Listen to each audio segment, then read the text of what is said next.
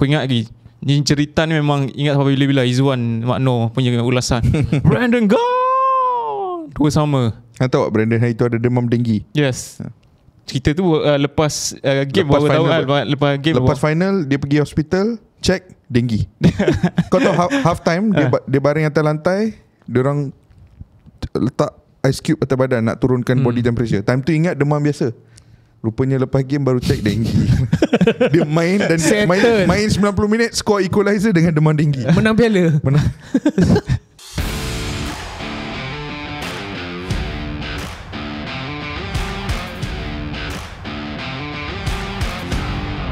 Selamat kembali ke Kuat Bual. Seperti biasa, ini adalah rancangan yang mana pada awalnya kita mencari identiti buat rancangan ini. Kita memikirkan banyak konsep-konsep berbeza. Tetapi sejak kebelakangan ini aku perasan ada satu trend.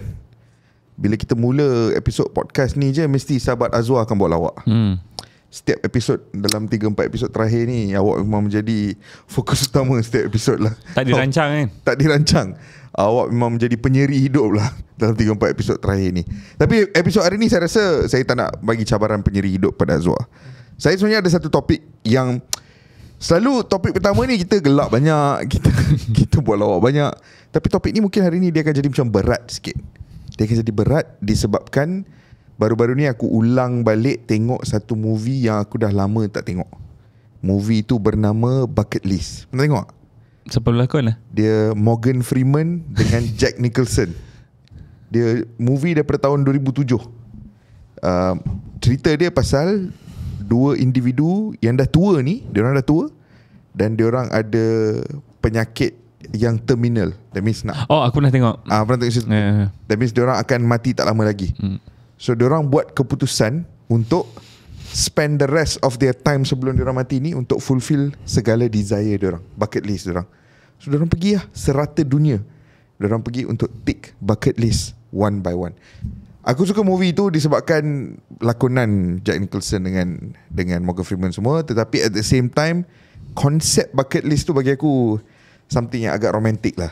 Agak romantik, agak personal, agak berat sebab dia membabitkan keinginan-keinginan yang kadang-kadang berada di luar jangkauan kita. So aku nak tanya korang hari ni, kalau korang diberi pilihan untuk bina bucket list korang, dan bucket list ni kan, dia macam kadang-kadang impian kita akan set limitation. Aku tak boleh mengimpikan benda yang terlalu besar. Tak. Bucket list ni, benda ni boleh jadi sebesar mungkin yang korang nak.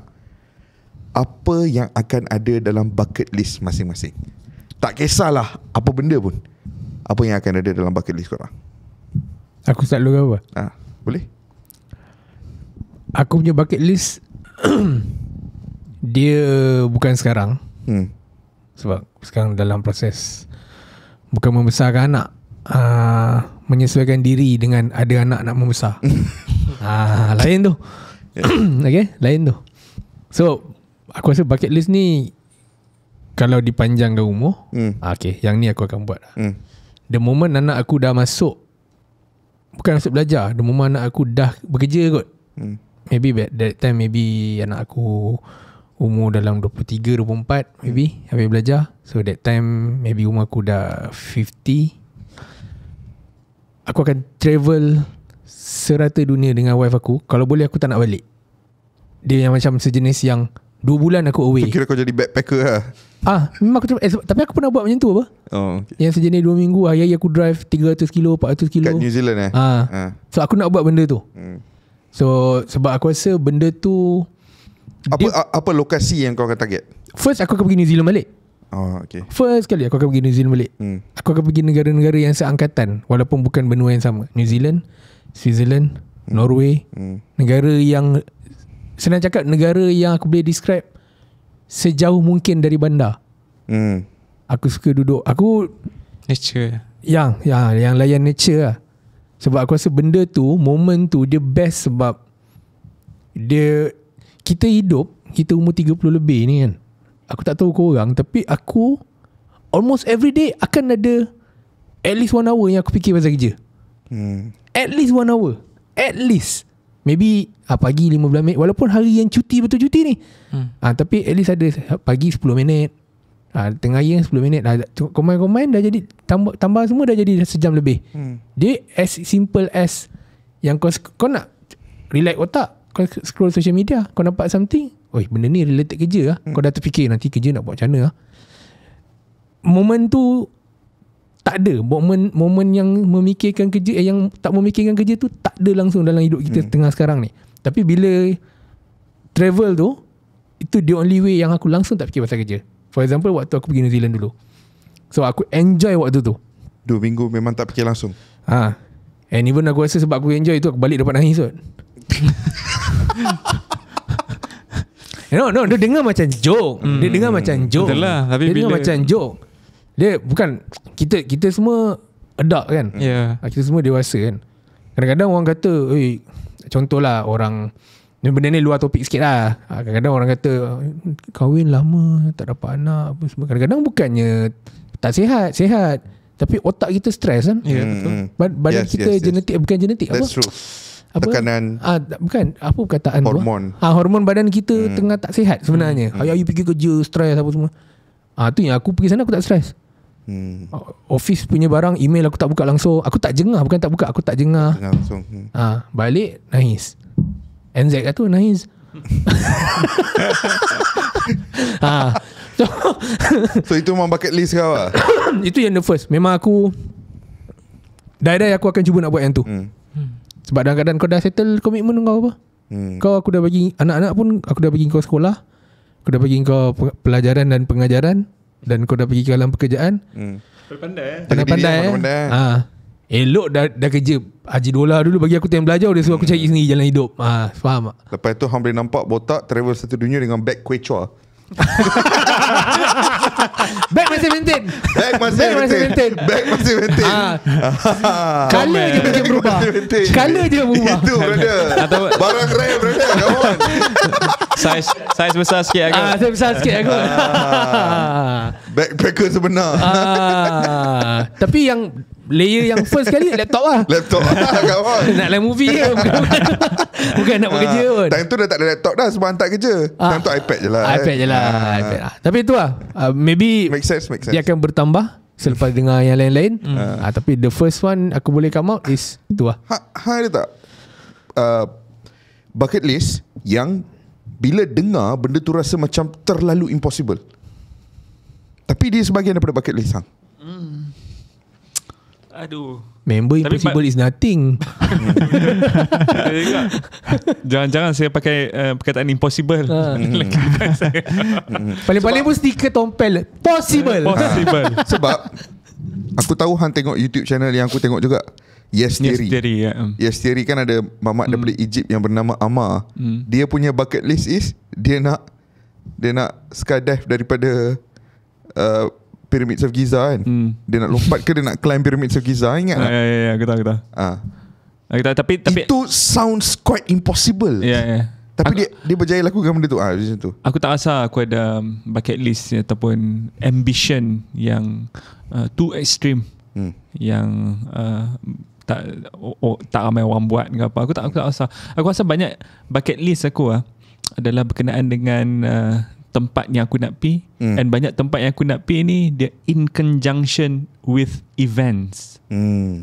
Dan banyak events ni pula adalah events yang daripada sukan yang aku tonton. Contohnya aku tengok F1 ni. Sekali mau kena pergi Monza, sekali mau kena pergi Monte Carlo, Monaco. Kan macam tu. Kalau aku tengok tenis, the Grand Slams, Roland Garros, tolong memang kena pergi Grand Slams. Maybe banyak macam tu. Cuma ada satu negara yang aku nak pergi visit. Aku tak tahu. Boleh je aku nak pergi. Kalau aku tak ada komitmen apa, aku nak pergi lah ni, boleh je. Tapi aku tak tahu prosedur dia macam mana lah.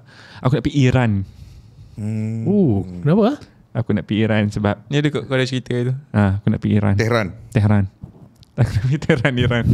Kenapa baik? Kenapa dalam banyak Iran? Islamic Republic of Iran ni dia misteri sikit lah. Satu tak banyak, memang tak banyak sama sekali negara dalam dunia ni yang terang-terang lawan US tak banyak. Okay. Kan dia terang-terang lawan. Terang-terang lawan dan survive. Terang-terang lawan dan ada peradaban. Macam Korea Utara pun terang-terang lawan. Cuma itulah. If I speak, I'm in trouble lah. Yeah. Careful. Tapi Iran, dia macam ada satu dunia lain. Aku tak nak in detail pun go in detail tentang fahaman orang kat sana ke apa ke. tapi daripada segi budaya aku rasa ada something interesting there. Kalau kita nak cerita panjang lah apa benda. Landscape topografi dia pun lawa. Topografi lawa dan apa nama?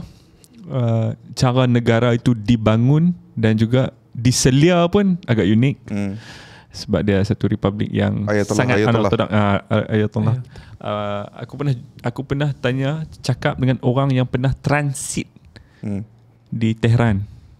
Memang the first thing yang nampak adalah satu gamak Ayatollah sebesar-besar airport tu. Satu gamak je. Satu. Powerful. So, bagi aku that speaks volume. Alalang kalau ada pergi Tehran kena tengok Persepolis lawan Esteghlal. Ya, Persepolis. Tak apa ni Iran national team pun okey kat aku. Alright. Team Meli. Mehdi Taremi. Sada Azmoun. Sada Azmoun Reza Gucenicat. Lama tak dengar nama Sada Azmoun. Apa bucket list kau? Aku sekarang baru sembang itu dengan warga aku. Aku nak bawa dia pergi ke luar negara bersama dengan anak-anak. Tapi dalam yang terdekat ni dia tak adalah bucket list pun. Tapi yang terdekat ni aku melihat kepada negara jiran kita lah, Indonesia. Aku berminat untuk ke Bandung. Sebab aku tengok Bandung ni ada benda yang dia lebih pada lepaskan tekak nak shopping tu. Bukan. Bukan. Okay. Aku nampak benda yang lebih kepada budaya satu, nature dekat Bandung. Yalah, Bandung. Okay. Kita tahu kan Bandung cuaca dia pun berbeza dengan daerah atau negeri-negeri yang lain. Tapi yang kalau lebih besarnya, sebab sebelum ni aku pernah ke Jepun kan. Tapi ada satu peristiwa tu di mana situasi banyak tu di mana bukan ni situasi di mana sebelum aku ke Jepun tu, aku ingat lagi anak aku cakap nak ikut papa pergi Jepun. So benda tu macam bermain di fikiran aku dan aku macam best kan? Dan aku macam dalam fasa di mana aku nak jadikan benda tu sebagai benda yang boleh direalisasikan lah untuk bawa anak aku nak bagi dia rasa juga. Nak bagi dia rasa juga. Jadikan benda tu sebagai tonik tambahan untuk So sekarang ni sedang mencari tonik tambahan lah untuk tinggal semangat juga. Berapa besar tonik yang awak nak? Agak besar lah. Sebab memandangkan 4 orang ke sana.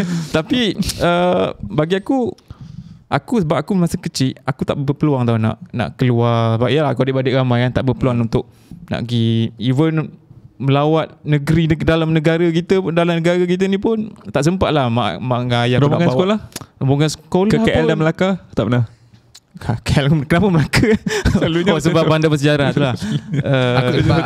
Sebab aku faham Fras Azwar ni yalah kita semua membesar bukan keluarga yang senang. Tapi ditambah dia punya Fras aku tahu kenapa. Sebab bila dia dah besar abang dia bawa pergi Meru tadi dia cerita. So jadi bila kau ada anak ni, kau naklah anak kau ni rasa benda yang berbeza daripada apa yang kau rasa. So aku rasa dalam keadaan sekarang ni dan ke depan aku rasa aku mampu untuk jadikan kenangan anak aku ni lagi manis lah. Sebab budak-budak kan bila dia dapat satu memori yang kau keluar berjalan dia akan melekat. So aku bayangkan apa, aku ke Jepun, ke Tokyo, ke Disneyland tu di Tokyo tu. So dapatlah cipta satu kenangan dengan wife dengan anak aku. Tapi sampai ke Disneyland kan ada cerita. Dia level melekat bila kau bawa budak pergi jalan ni kan. Dalam banyak-banyak tempat yang aku pernah berjalan dengan family, satu tempat je yang Nahis tahu tempat tu apa. Which is masa aku pergi Johor, pergi JB. Nak pergi Johor. Masa tu pergi ke area yelah Iskandar tu ni lah. And disebabkan tu memori tu lekat kat dia. Kau keluar tol Jelutong pun dia nampak Johor nak pergi Johor. Dia ingat. Dia kata nak pergi Johor Baru lah, Johor Baru best. Kadang-kadang aku jadi give up juga sebab kau nak pergi Johor Bahru. Kau tahu tak Johor Bahru tu berapa ratus kilo daripada sini. Dia bukan dekat kan. Tak, bukan. Saya nak tanya Zuhar tadi sebab dia bawa anak dia pergi Disneyland kan. Dah sampai Disneyland, Aminah kata, Aminah nak balik. Tak nak sini, nak balik macam mana? Tak nak balik. Okay, tak apa kita balik hotel lah. Tak nak balik Kelang. Kalau gitu aku bawa ICT lah kot. ICT Shah Alam je lah. Tapi bucket list kau, Tak ada, Jepun tak best Kelang. kau nak travel luar dengan bini dan bawa anak juga. Yes. Dan spesifik lagi tu lah ke Disneyland tu sebab anak aku sekarang dalam fasa yang mana dia tengah layan kartu-kartu yang macam tu kan. Okay. So benda tu memang dekat dengan dia. Bila kau bawa Last time aku pergi Jepun, aku pergi Disneyland. kau pergi. Tapi memang kena spend sehari. Aku nasihatkan untuk Lepas tu hang pun kat situ nak balik Nak KL, nak balik KL.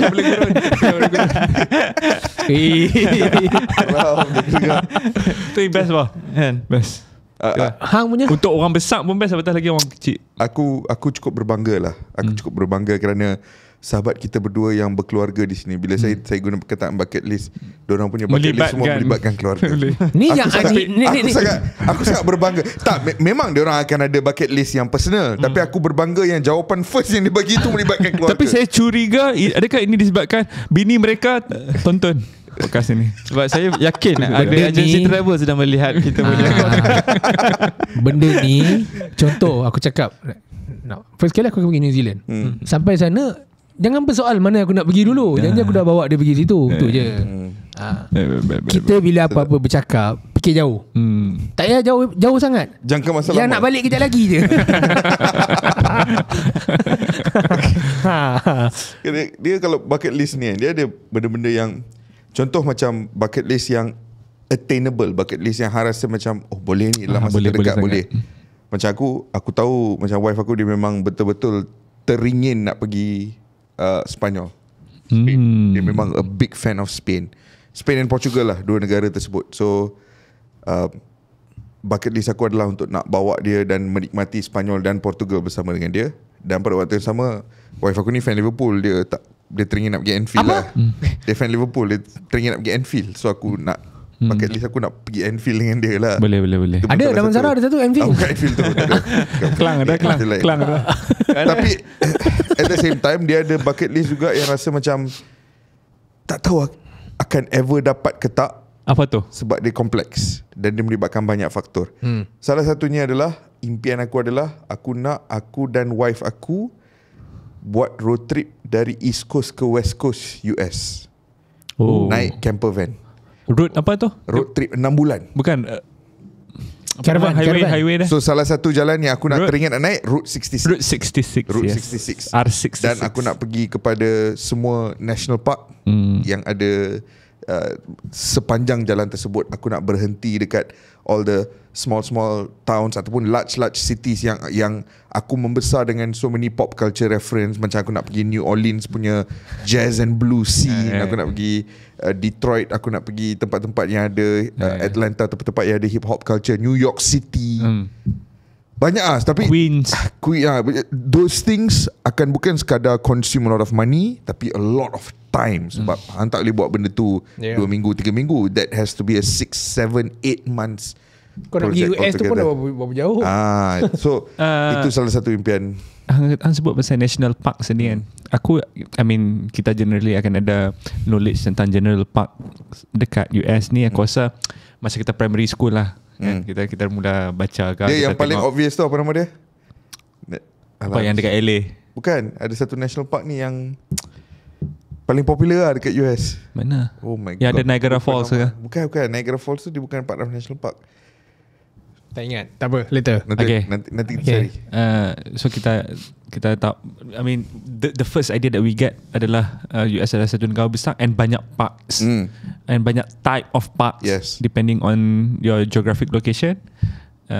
Tapi yang membuatkan aku rasa macam the first yang membuatkan aku rasa sebenarnya macam ni national park dekat LA. Tak cerita apa? Cerita apa? Cerita apa tu Phil Dunphy. Modern Family. Modern Family. Kan dia banyak feature yes, parks yang dekat kan setting dia kan LA, Los Angeles. Yeah. Itu aku boleh relate. Okay lah, make lawa sense. memang lawa. Make sense. Yeah.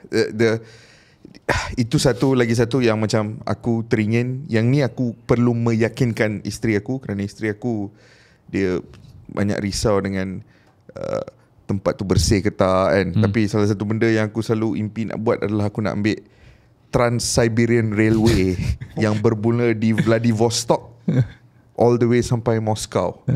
Yang aku rasa train tu 13 hari macam tu ke. Aku tak rasa merentasi berapa ribu kilometer. negara-negara Akan stop dekat Lake Baikal, akan stop dekat China kalau tak silap aku. Negara-negara ex-Soviet ni in modern times aku tak rasa ada problem cleanliness lah. Tak train tu. Oh ya. Okay. Mana duduk dalam train tu 2 minggu. Itu memerlukan proses keyakinan. Boleh rehearsal lu bawa pergi Perlis kot. Naik train. Gemas. Ini Kelantan. Saya pergi Tumpat dulu, dari Gemas ke Tumpat. Itu apa KTM? KTM. Aku nak try yang tu dulu. Tapi actually yang tu pun aku macam nak rasa juga. Sebenarnya yang tu best. Baru-baru ni aku ada member aku yang dia naik train dari mana. Dia start daripada Kuala Lumpur, dia cross pergi Hat Yai, lepas tu dia pergi Bangkok, lepas tu dia cross masuk, kalau tak silap aku dia masuk Laos, and then eventually dia sampai masuk Yunnan, all the way train, and then dia fly balik daripada Yunnan ke KL. Perjalanan naik train tu 8 hari dia ambil. Tapi setengah tempat macam kat Bangkok dia stop 2 hari, macam tu lah. Tapi best lah, dia kata memang best gila. Aku suka benda-benda macam tu. Yang sejenis unique.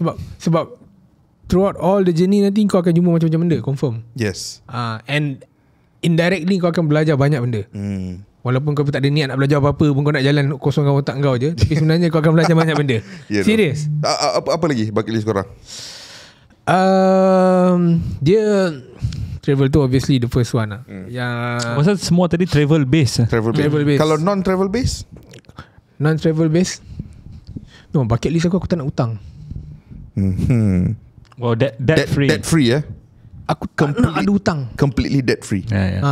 Aku nak sampai, kalau boleh sebelum aku mati, aku nak merasa, sebab benda ni tak semua orang boleh buat. Dia bukan boleh dapat tau, boleh buat ke tak.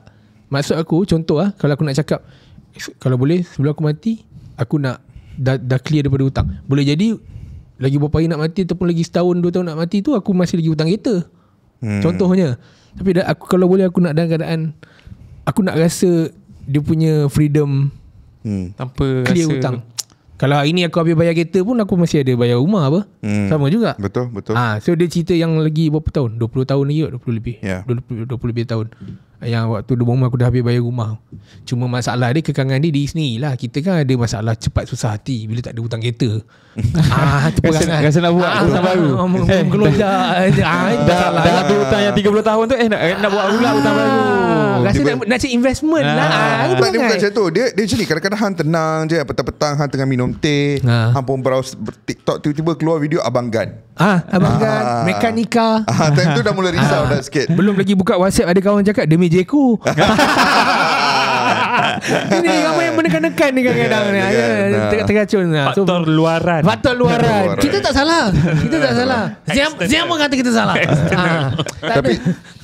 Tapi aku nak cakap dekat audience kat luar sana. Aku suka dengar bucket list orang, sebab bucket list ni adalah benda yang sangat personal, dan dia akan cukup berbeza from person to person. So orang-orang yang tengah dengar episod ni, yang tengah tonton episod ni di YouTube, kongsikan korang punya bucket list. Bucket list apa yang korang nak capai sebelum korang leave this planet ke, ataupun by a certain age ke, tak kisahlah. Tapi bucket list apa yang korang nak aku rasa capai aku nak sebelum sebelum mati aku nak kena pakai roadster satu. Sekali roadster. Aku rasa barang boy. itu yang aku kena yoga hari-hari supaya umur 60 join aku semua kuat lagi. Roadster lagi Saya tak nak menyambut dah bila dah cerita yoga ni. Kita nak berehat ke? Kita berehat sebentar lah. Kita berehat sebentar selepas awak ini. Jangan senyum macam tumbuk muka awak lagi. Awak jangan senyum sebut yoga. Saya ada topik yang agak menarik lah untuk korang. Okay. Kita berehat sebentar. Alright, selamat kembali ke Kuat Bual. Macam biasa, tadi aku dah janji yang aku ada satu topik yang menarik untuk korang. Topik-topik yang sebenarnya aku suka tanya soalan-soalan hypothetical. Soalan-soalan yang secara realistik benda ni tak boleh berlaku sebab mengikut hukum alam, hukum fizik, benda ni buat masa sekarang masih lagi impossible. Tapi soalan hypothetical ni dia membantu minda kita pergi ke merata-rata, explore merata-rata. So aku nak tanya soalan hypothetical. Kalau korang hari ni diberi time machine, time machine ni korang boleh guna untuk kembali ke zaman silam. Tak kisahlah zaman silam tu 3 tahun lepas ke, 2 bulan lepas ke, 15 tahun lepas ke, tapi korang boleh pakai sekali kembali ke masa silam dan mengubah satu peristiwa yang berlaku dalam dunia bola sepak. Dunia bola sepak. Mike jangan lupa angkat. Aku selalu lupa. Ini podcast bukan potluck. Dunia bola sepak. So korang pakai time machine, go back to the past dan ubah satu peristiwa bola sepak. Apa yang korang nak ubah? Aku pilih lu lah. Okay. 2018. Kish bisa ingat. Saya bantah. Saya tukar topik. Saya tamatkan perbualan kita. Kita pergi ke Faiz Gurun. Sebab aku dah tahu dia nak ubah. Tapi masalahnya benda yang dia nak ubah tu akan menyakitkan hati aku pula. 2018. Aku dah tahu perangai dia ni. Dekat Stadium Shah Alam. Terengganu lawan Perak situ. Adakah anda berada di stadium? Ada. Siapa yang joget? Wonder Louis. Wonder Louis. Ya, itu zaman-zaman di mana saya tak ada rasa minat untuk ke stadium pun. Saya tengok kat TV saja. Tapi saya layan lah perlawanan akhir sebab Terengganu main kan. Game tu kalau kita recap balik 2-0. Hasil kesilapan defend Idris saya salah. Idris siapa nama? Yes, Idris ya. Idris, lepas tu Hafizul Hakim sepak tak kena 2-0. Start je second half, Firdaus Sayadi skor 2-1. Lepas tu aku ingat lagi, ni cerita ni memang ingat sampai bila-bila. Izwan Makno punya ulasan. Brandon gone 2-2. Tahu Brandon hari tu ada demam denggi. Yes. Cerita tu lepas game baru tahu kan. Lepas final dia pergi hospital, check denggi. Kau tahu half time dia baring atas lantai, dia orang letak ice cube atas badan nak turunkan body temperature. Time tu ingat demam biasa. Rupanya lepas game baru check denggi. Dia main dan main 90 minit, score equalizer dengan demam denggi. Menang piala. So gol ketiga Terengganu, gol Faiz Nasir. Masa tu kan dah what a goal. 3-2 tu dah sampai minit ke berapa dah, dekat minit 90 dah. Fan Terengganu dah pasang lampu. Flashlight dah nyanyi lah. Terengganu ku hari ini kita masih menang. Sekali maaf Igor Zonjic score on goal.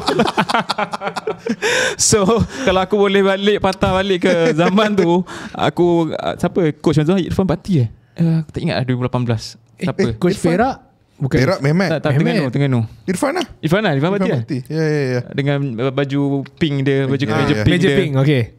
So kalau aku ada kat zaman tu, aku boleh patah balik, aku bagi tahu kat Irfan keluarkan Igor Zonjic sekarang sebelum dia score on goal. Sebab tu je aku rasa, tu je salah satu faktor penyebab kepada Terengganu kalah perlawanan tu. Sebab Piala Malaysia kalau ikutkan, Terengganu dah lama dah, memang dah lama tak menang Piala Malaysia tu. 2001 98 2001 Piala FA. 2001 dia kalah. No 2001 dengan 98 dua-dua masuk final, tapi aku tak sure. Kalah dengan Perak ke tu? Kalah dengan Perak ke? 98 penalti. Yes. Kot. Aku tak ingat. Tapi aku tahu dua-dua kapten Zuhari Samawang lah. Ya, Zuhari Samawang. Dia sebenarnya aku faham frustration penyokong Terengganu ni. Dia satu, bukan setakat fan Terengganu saja. Litak waktu tu, Litak dia belum lagi jadi superstar level kat Malaysia tau. Dia time tu pemain import yang bagus, tapi dia belum lagi superstar level. So time tu aku follow dia dekat Facebook. Dia account personal dia banyak update perjalanan dia dekat Malaysia tu dengan family dia dekat UK. And family dia semua tak boleh percaya yang Mamat ni yang once upon a time main lower division kat UK, kena main semi pro, bekerja part time, sekarang ni pemain di hadapan penyokong yang beribu-ribu, dah jadi hero, dah jadi. And aku ingat lagi in the build up ke final tu, hari-hari dia akan post pasal final tu dalam Facebook dia. And hari-hari hang akan nampak parents dia, pakcik dia semua akan komen dalam tu yang mereka cukup membangga. Dia akan post video atmosphere Malaysia Cup final dari tahun-tahun sebelumnya. So apa mak, ini manusia yang dah memang impian dia nak main dalam benda tu. And boleh pula dia kena red card kan. Dia kena red card dalam game tu, second yellow. Dan akhirnya tewas. Dan aku sebelum tu boleh Perak dulu kan kena red card kan. Yang dia kena red card yang salah, the wrong player kena red card tu. Aku rasa Gilmar kena. Lepas tu second half baru Litak kena. Lepas tu baru game yang terbuka and aku rasa final tu juga, kalau soalan ni tanya kat Litak, dia pun akan jawab sama dengan Hang, sebab itu mungkin peluang terbaik dia untuk menang trofi. Kerana aku rasa dia tak in the end dia tamatkan kerjaya dia di Malaysia without winning any trophy. Sayang Litak. Aku 2006 Itali. Dia aku in between. Aku in between. Sebab aku minat Itali. Tapi aku tak suka ending career untuk Zidane. Sebab aku rasa kalau compare to 98, memanglah dia man of the match, final World Cup. Tapi aku rasa performance dia 2006 tu jauh lebih complete. Dia bukan lagi power tau, dia lagi complete. Complete ni dia merangkumi semua kan. Kau Panenka penalty yang very, memang even that Panenka penalty pun is a very complete Panenka penalty. Faham tak? Kena palang, masuk dalam, keluar balik. Dia boleh jengah kat Buffon. Tapi end up dia pergi sudah, dia sudah Rey Mysterio, dia dada Materazzi, and then dia keluar 619. So sebab dah, kau nak bila ingat balik moment dia belah, bila kena red card tu, dia lalu sebelah World Cup trophy tu, aku rasa it's unfair. Dalam bola sepak kan banyak benda yang kita maybe rasa unfair. So aku rasa tu antara moment unfair dalam bola sepak, which is tak adil untuk Zidane habis career dia dalam keadaan macam tu. Itu bagi aku. Tapi silver lining dia at least dah pernah menang pun. Ada dah pernah menang. Cuma cuma ending dia. Itulah hidup kita bukan tentang permulaan tapi pengakhiran kan. Tapi tu lah moment tu. Tapi tu yang aku cakap, aku in between. Faham. Kalau dia tak kena red card, dia perform, Itali tak dapat World Cup lah waktu tu. Saya England je nanti. Tapi kau sanggup untuk Itali tak menang World Cup? Aku bukan lahir Itali pun, tapi mampu lah main Itali tu. Aku minat Zidane tu dari kecil, sama ke? Tak adalah favourite team. Tapi kadang aku cakap in between, is either favourite player ataupun favourite team. Tapi bila aku fikir balik lah ni, in retrospect insiden tu aku grateful yang it happened. Oh, kenapa? So Zidane the walk out as this badass protagonist. Tak ada orang yang bow out macam dia. Okay, dia seorang je. Hang retire apa biasa lah testimonial ke apa kan. Aku retire World Cup final bro. Aku belah macam tu je. Aku Rey Mysterio game kan, tak habis lagi pun aku dah belah. Aku tinggalkan parut pula dekat dada orang. Tapi sebab itu pun antara misteri bola sepak juga kan. Sampai sekarang yang orang tak ada dapat kesahihan apa yang sebenarnya Materazzi dah kacau dia, sampai dia kata-kata maki kakak lah, adik perempuan lah. Tapi the exact word yang sebenarnya keluar pada mulut Materazzi pun only Zidane je yang tahu sebenarnya. Even Zidane sampai sekarang pun tak buka cerita. Atau kalau tiba dapat job sebab dia seorang 200 bilion ke, tu mungkin baru boleh duduk buka cerita lah, berdamai kan. Vieira dengan Roy Keane duduk satu table apa? Sebab dia bukan daripada Massachusetts, Zidane ni. Kalau dia daripada Massachusetts, dah 200 kali dah dengar pasal malam tu. Saya malam tu saya dah tahu dah last dance. Saya dah tahu. So tak aku tu moment tu. Tahu nanti Beckham and Friends tu ada show baru. Dia panggil Zidane. Tak ada. Kalau Hang je apa? Ni peristiwa bola sepak yang Hang akan balik dan ubah. Apa yang aku akan balik dan ubah? Tak banyak, cuma mungkin satu lah aku nak ubah apa tau. Tahu there's this one night. Apa? Aku tengok muka aku nak tergelak. There's this one night yang Sir Alex ajak Pep dinner. apa yang aku akan ubah untuk malam tu hanyalah untuk malam tu ada translator Scottish to Spanish. Tu je. Bayangkan berapa tahun kesengsaraan yang pindah Manchester United boleh selamatkan the misery. Hanya tak faham bahasa sangat je. Sebab tak faham. Slang dia pekat sangat je. Orang tua ni nak apa ni? Orang tua ni nak apa ni? Sekejap, aku tak tahu apa perjumpaan tu pasal apa sebenarnya. Jadi dalam tahun 2000, aku rasa 2012. Masa tu Pep dah belah. Bukan dalam period 2011 ke 2012, masa tu Pep dah belah dan dia ambil sabbatical 1 tahun duduk di New York. Selepas Ferguson kalah kali kedua di final Champions League. Dia 2011. Dia attend Columbia University kat New York, belajar communication ke apa something. Dia duduk setahun kat sana. Jadi Sir Alex memang sangat meminati lah. Sebab time tu tak ramai yang, mungkin ada beberapa yang boleh menang lah dalam in a football match lawan Sir Alex, lawan tim Sir Alex mungkin. Tapi untuk membuli Sir Alex, budak ni seorang je pasal ni. Betul. Pasal dia ni seorang je yang membuli. Jadi Sir Alex, memang Sir Alex tulis dalam buku dia Leading, half of the intention was to see Pep ni dia incline towards apa plan dia selepas ni. If the chance is good, kalau dia dapat ke Manchester United, memang ni lah. Tapi Pep pula, dia punya side of the story malam tu, dia kata it was a warm day apa semua. Sir Alex Ferguson was very nice to me and my family apa semua. Cuma dia tak tahu apa yang Sir Alex Ferguson cakap malam tu.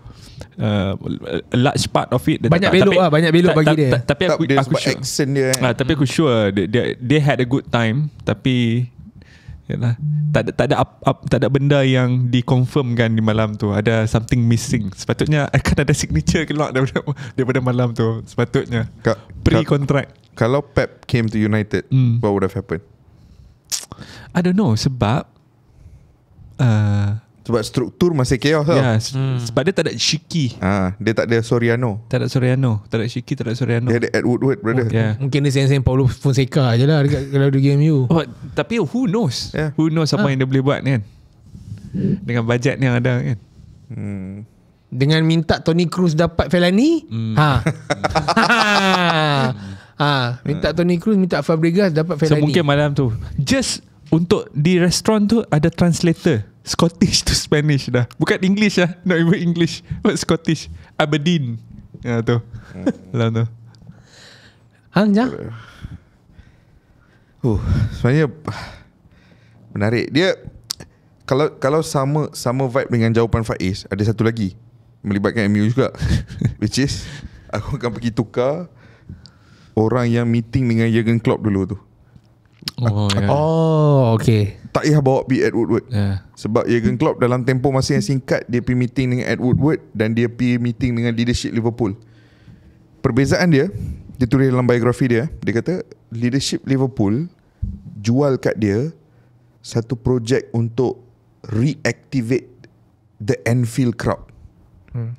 Diorang jual kat dia macam mana hang punya energy sebagai seorang manusia boleh membantu kita nak reactivate the cop, untuk membangkitkan semula semangat cop yang once upon a time jadikan Anfield ni antara lokasi yang paling digeruni pasukan lawan. Jadi teritori right? Okay. Dan kenapa karakteristik Jurgen Klopp itu boleh membina hubungan simbiosis dengan community setempat dekat Liverpool. Kan orang-orang Liverpool kan dia pandang diri mereka as kami bukan British, kami Scouse.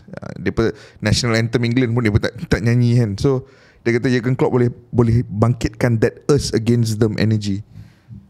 Itu projek yang dijual oleh Liverpool bila dia meeting dengan Liverpool. Bila dia pergi jumpa Ed Woodward, macam Jurgen Klopp sebenarnya dia sangat meminati sejarah Manchester United. Tapi bila dia jumpa Ed Woodward pula pergi jual kat dia. Dia kata yang Manchester United ni kalau awak join, awak ibarat datang ke Disneyland of football. Cakap je awak nak siapa, kami beli dan bagi. Dan bila Jurgen Klopp dengar pitch tu, dia rasa macam there's something wrong somewhere. Yeah, this is not it. There's nothing yang ada engagement to anyone apart from football. Tak ada benda. Dia macam terlalu business, terlalu memikirkan duit, profit, terlalu memikirkan kuasa kewangan. So dia terus rasa tak cun dan dia tak meneruskan perbincangan dengan Man United dan dia terus bersambung dengan Liverpool lah. Tapi sejujurnya kalau hang tanya aku satu benda yang aku akan ubah, simple aku akan pergi dan ubah scoreline final UCL 2011. 3-1. Yes. Sebab aku rasa antara benda yang paling tragik daripada era tersebut adalah bahawa squad United masuk 3 final dalam 4 tahun tapi menang sekali. Kalau menang 2 kali atau 3 kali akan ada recognition yang jauh lebih besar untuk that era of Man United punya team. Dan 2009 tu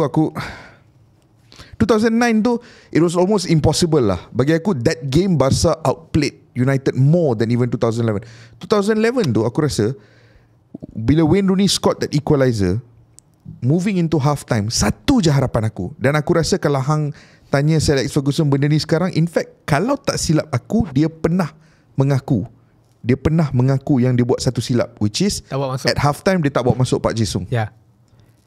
Dia terlalu confident dan mengekalkan Ryan Giggs in midfield. Dia kata if Park Ji-sung came on, we would have won that game. Game mana ni? 2011 final. Score 1-1, Wayne Rooney dah score equalizer. They go into the break. Dia kata bukan Park start ke game tu? Tak. Park tak start. Game tu Park tak start. Dia kata at half time I thought about it, but he didn't do it. Dia kekalkan Giggs walhal perlawanan itu cukup terbuka pada babak kedua and it was too late by the time. So dia kata if I brought on Park Ji-sung at half time, it's a different game. Dalam kepala aku it's the other way around. 2009 United had more chance because of the first 10-15 minutes. So United had more chance. United never had that 10 to 15 minutes dekat 2011. 2011 yang aku ingat lah dalam yang register dalam kepala aku United can never get near 2009 any Barcelona players. Ada satu interview yang pernah Rio Ferdinand buat. Dia kata 2009 tu at one point waktu final tu, at one point dia pandang Vidic pandang dia orang gelak. Sebab and dia kata we didn't need words, but we just looked at each other and we laughed because what the hell is going on? There's nothing we can do.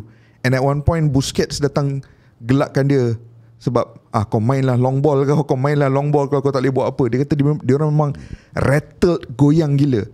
Whereas 2011, especially bila Wayne Rooney scored that equalizing goal, there was a sense of belief yang reinvigorated dia orang.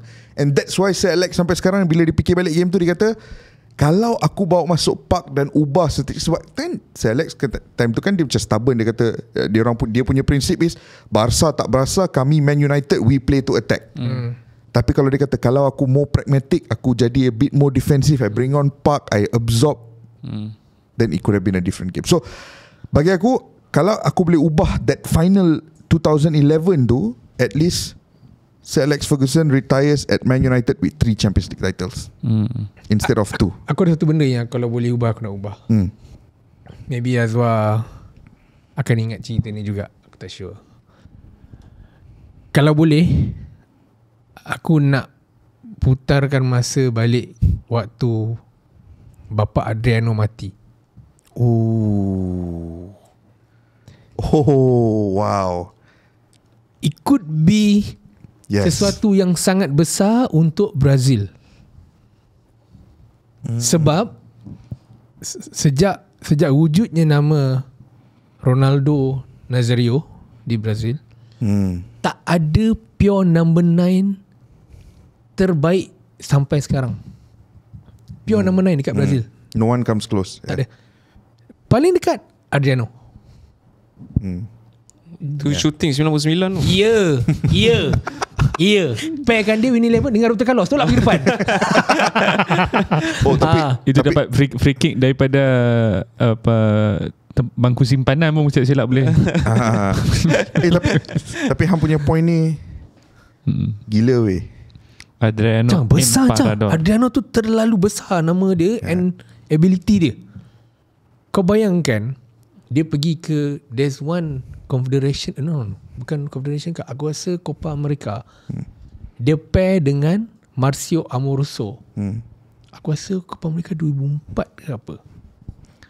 Amoroso lebih senior, tapi dia dah ke depan dah. Dia dah start ke depan. And then moving forward, dia dah start thrive dengan Inter Milan. Dekat Inter Milan pula dia bukan duduk dengan calang-calang striker, kena ingat. Dia duduk dengan Christian Vieri, number one striker ni Italy. Vieri ni dia bukan, orang zaman sekarang mungkin orang banyak nampak kalau Italy Pippo Inzaghi. Pippo Inzaghi ni bukannya first 11 pun dekat Italy, kat Azzurri ni sebenarnya. Vieri ni yang kat depan. So dia ketepikan Vieri, dia yang ke depan. Lepas tu dia pair dengan Ibrahimovic, dia yang ke depan. Ibrahimovic waktu tu dekat Inter dah start. Dia belah pada ayat tu dia dah di Ibrahimovic kan. Dia tak nak trial kan kat Arsenal.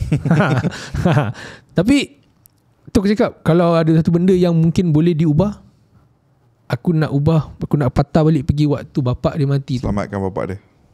Is either selamatkan bapak dia ataupun find someone that can pamper dia untuk move on cepat. Kalau bapak dia tak melalui apa yang bapak dia lalui, dan kalau bapak dia selamat, dan Adriano yang fully focus and fully fit, tak hilang rasa cinta dia terhadap bola sepak, what would have become Gila aku rasa dia maybe akan stay di Itali lama juga macam apa yang dia buat.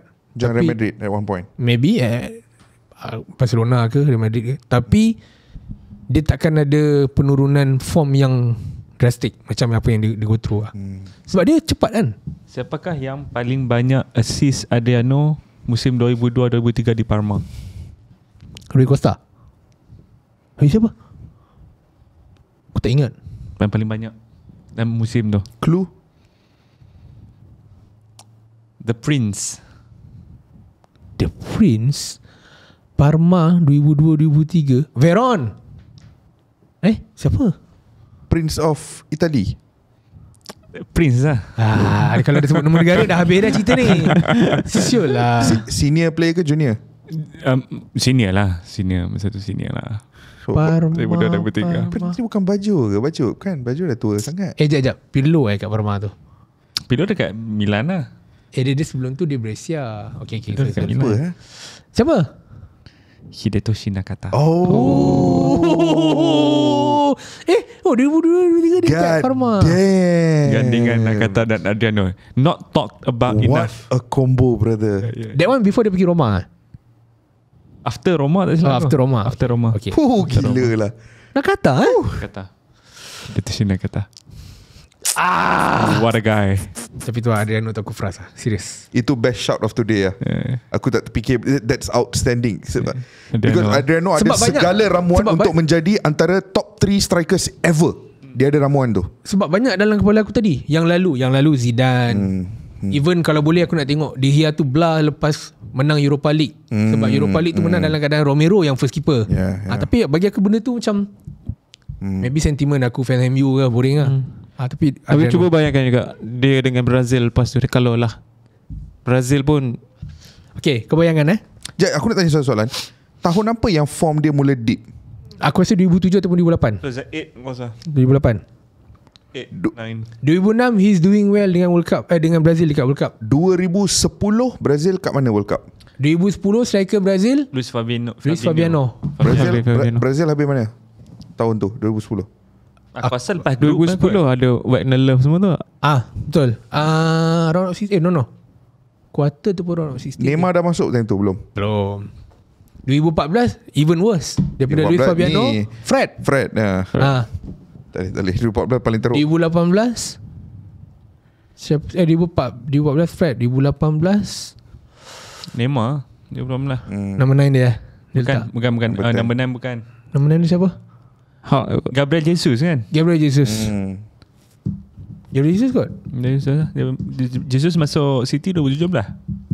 Maybe aku okay lah. tak ingat. Tapi kau bayang daripada 2006 tu dia pair dengan Ronaldo, tapi lepas tu striker Brazil mengarut-ngarut semua. Tu memang gila. Mengarut-ngarut. Wah, kau ada any other final shot untuk time machine? Aku masih ingat satu. Aku tak ingat tahun berapa 2000. Tapi situasi tu merubah segala-galanya lah. sampaikan aku sebelum ni tak ada pernah, ni sebelum masa zaman tu lah, tak pernah langsung any single post dekat Instagram aku posting pasal Barcelona. Okay. Tapi disebabkan satu hal tu, tiba-tiba aku upload gambar dia. Aku ucapkan terima kasih sebab dia pernah berkhidmat dekat Barcelona, pembagian Neymar masa tu. So kalau andai dapat ku undurkan putaran dunia, Itu lagu 2017 2018 tu. ya, aku akan cuba aku akan yakinkan dia untuk terus kekal sebab Tapi beberapa hari sebelum tu banyak rakan sepasukan di PK. Barcelona. Ya, PK. dah pun Apa ayat dia tu dalam bahasa Spain. Suarez. He's staying lah. He's staying tu. Sampai orang edit tengok dia fikir seorang-seorang dia staying. Tapi benda tu menyakitkan hati. Aku ingat sebab aku yakin Sebab dengan prestasi Neymar di musim pertama dia dekat PSG tu, kalau performance macam tu, dia main untuk Barca, lain nasib Bartomeu ni lain. Ya. Sebab dia power gila weh. Yang first season dia And then kau kena ingat juga, Best season dia dekat PSG was the first bully season. semua orang. Semua orang dia bully. dan kau bayangkan Neymar yang masih lagi sekarang ni dekat Barcelona lagi, tengah pimpin budak-budak sekarang yang ada sekarang ni. And then sebabkan Neymar pergi tu juga menghuru-harakan struktur Barca. Beli Dembele tak jadi, beli Coutinho tak jadi, beli Griezmann tak jadi, sampailah duit pun tak ada. Beli apa? Ada Turan waktu tu? Ada Turan. Sampai pencen lah member tu. Paulinho je jadi, tapi main semusim. Kejap yang paling Terbalik-balik. Banyak kan? Banyak Banyak sebenarnya. benda yang Once again a cerita request. kalau ni. Request kepada benda yang kita orang selalu suka buat adalah baca komen. Okay. So untuk semua yang menonton, apa pula yang akan korang tukar dalam bola sepak kalau dapat time machine? Kongsikan pandangan korang dekat ruang komen. Boleh kita orang baca-baca sambil gelak-gelak, sambil minum kopi. Itu saja. Siap in future next episode akan datang kita boleh discuss benda tu pula. Boleh recap balik. Another suggestion boleh. Ya. Kadang-kadang terfikir juga apa yang jadi kalau contoh David Beckham Roy Keane tak patahkan kaki Bapak Haaland. Mungkin Erling Haaland dah main MU sekarang. Tak tahu semua benda tu kan. So kalau siapa yang membuat undang-undang, apa jadi kalau Steven Gerrard pergi mendengar lamaran daripada Mourinho? Sebab dia sendiri cakap dia framekan surat tu. Apa jadi kalau Steven Gerrard tak sleep? Kita tamatkan perbualan sekarang. Kita tamatkan perbualan. Kuat bual di sini. Jangan jumpa buat korang. diam. Aku tumuk muka kau yang Awak nampak macam ada kata-kata akhir ni. tak. Jangan lupa shout out. Ni tempat. Ya betul. Dalam kita borak pasal time machine ni, jangan kita lupa time machine ke tak ada time machine ke, Kuat Bual tiap minggu dekat mana Wah? Dekat Snow Endu. Terima kasih kepada Snow Endu atas memberikan kerjasama lokasi untuk Kuat Bual. Jumpa korang dalam episod minggu depan.